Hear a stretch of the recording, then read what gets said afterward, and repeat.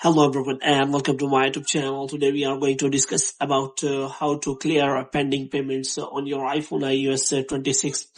For example, if you want to see any pending payments on your App Store purchase or any subscription, and if you want to clear that pending payments, so how you can do that? For this, what you have to do, you have simply watch this video completely.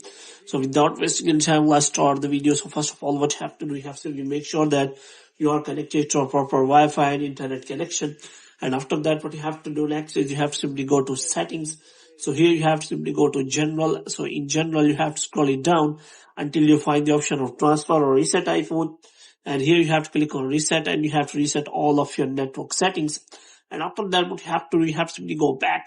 Now what you have to do, you have to simply look for the App Store. So here you have to simply click on that. So if you want to clear the pending payments, then there are two methods available. So the first option is that you can simply go to the App Store and you have to click on that Apple ID. And here you have to simply look for the settings like subscription, purchase history, and all the options available here. So you have to make sure about that. So you have to simply click on subscription.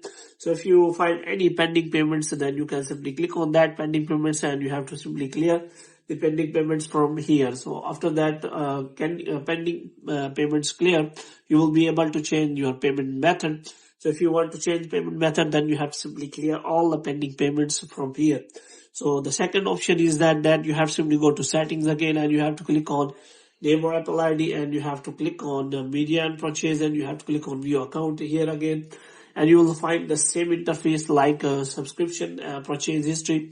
So you have to click on subscription, and if you find any subscription has pending payments, then you can simply clear the pending payments by clicking on it. And after clearing all the pending payments, you will be able to change your payment method. So hope you have liked this video. If you get more videos like these, you can subscribe our channel.